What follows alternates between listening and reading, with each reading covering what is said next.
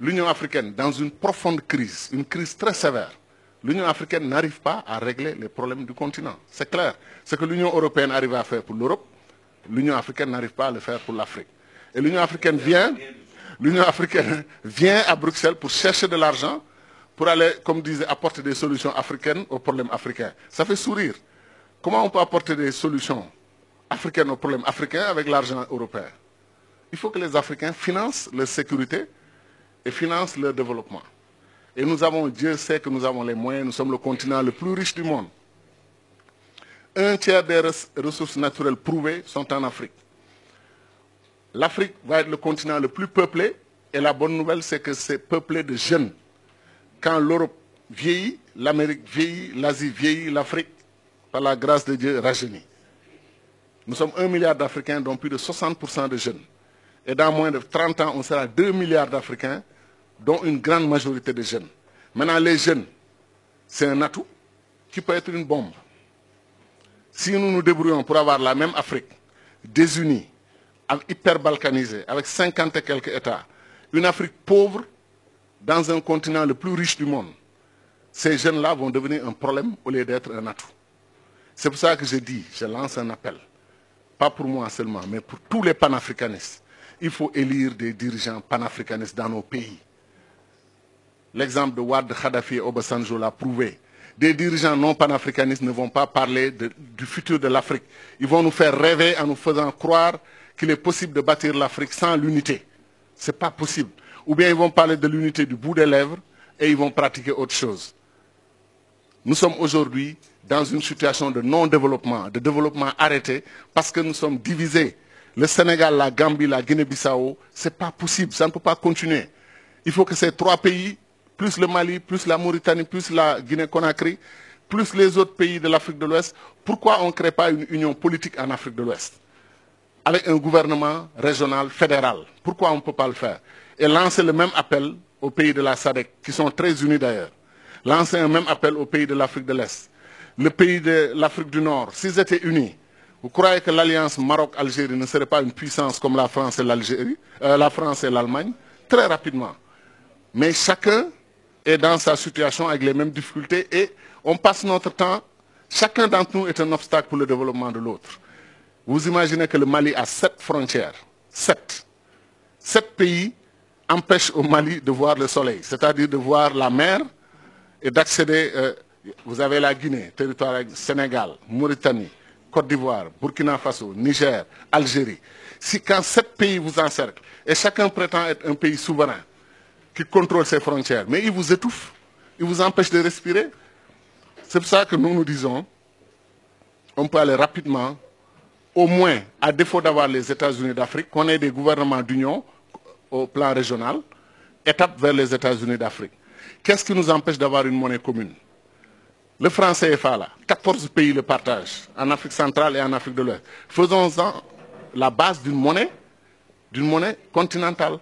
Parce que si le franc CFA s'allie avec le Nigeria, et on change le nom, on ne l'appelle plus franc CFA, c'est clair. Le mot franc disparaît au moins. Hein, on crée une monnaie africaine commune. Il ne faut pas démanteler ce qui existe et qui fonctionne pour quelque chose dont on rêve.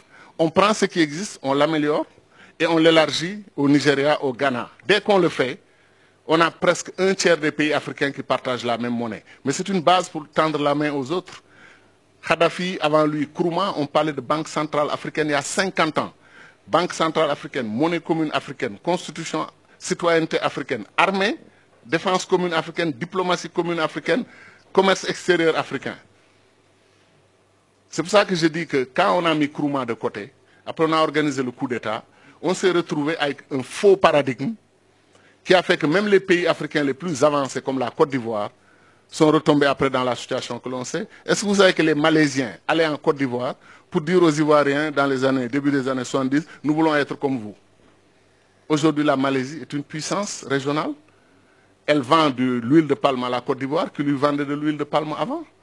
La Corée du Sud, qui avait 1,5 milliard de dollars, 1,5 milliard de dollars de PIB égal au Sénégal, a aujourd'hui 1500 milliards. Le Sénégal a 15 milliards de PIB. Et la Corée du Sud a un niveau de développement équivalent à 25 pays d'Afrique qui sont regroupés dans le marché commun de l'Afrique du Nord, de l'Est et du Sud. 25 pays d'Afrique. Mais pourquoi? Parce qu'ils ont eu le bon leadership, et ils ont appris à être un État depuis 5000 ans. Nous, on apprend à être un État depuis 50 ans. Et des États qui posent problème parce qu'ils n'ont pas de frontières reconnues et acceptées par les populations. Les Africains, les populations sont panafricaines. Ce sont nos dirigeants qui ne sont pas panafricanistes. C'est eux qui bloquent l'unité de l'Afrique. C'est eux qui bloquent l'avancée de l'Afrique. Chacun veut être président de la République avec cortège, escorte, nommer des ambassadeurs, nommer... Et je termine sur ça. Les États-Unis ont 13 ministres, les amis. 13 ministres. Première puissance du monde. L'Afrique a plus de 2500 ministres. C'est la vérité. Comptez 30 ministres par pays, ce qui est faible d'ailleurs. Et vous multipliez par 50 pays, 1500. Comptez 40 ministres par pays, multiplié par 50, vous êtes à 2000. Et on est 54 États. Et si on les suit, ils vont détacher l'Azawad du Mali, ils vont détacher la Casamance du Sénégal. On va continuer l'hyperbalkanisation de l'Afrique. Il faut arrêter ça. Il faut arrêter ça. Il faut arrêter ça. Il est temps d'aller à l'unité. Pour des questions de survie, d'abord du continent. Et ensuite pour des questions d'ambition, que l'Afrique fasse partie des puissances du monde dans 10 ans, 20 ans, à côté de la Chine, qui est un pays aussi pauvre que nous, à côté de l'Inde, qui est un pays aussi pauvre que nous, à côté du Brésil, qui est un pays aussi pauvre que nous. Comment chacun d'entre nous peut faire face à la Chine, faire face à l'Inde, faire face au Brésil, faire face aux États-Unis? Voilà les 4 pays qui vont diriger le monde dans 10, 20 ans. 3 d'entre eux, sont des fédérations. 3 d'entre eux. Et le 4e est en fait, je n'ose pas le dire parce que j'ai trop d'amis en Chine, mais la Chine est un conglomérat de réalités nationales différentes, mais ils se sont unis. Voilà donc pourquoi on a tout intérêt, 1, à intégrer notre diaspora dans le processus de développement, et 2, à aller à l'unité politique.